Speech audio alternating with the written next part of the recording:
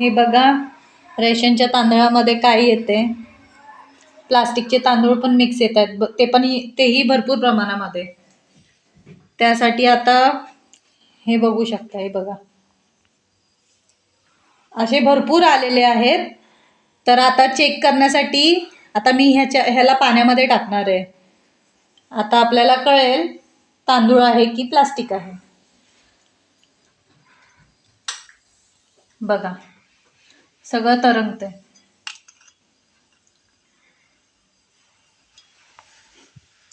आणि आता चांगले तांदूळ टाकते मी. बघा आपण तांदूळ टाकतोय ह्याच्यात. बघा डुबले, चांगले तांदूळ डुबले. प्लास्टिकचे तांदूळ तरंगतात, मिक्स आले त्याच्यात खूप भरपूर प्रमाणात आहे. मी ऑलरेडी ह्यातून काढले, तुम्ही पाहू शकता.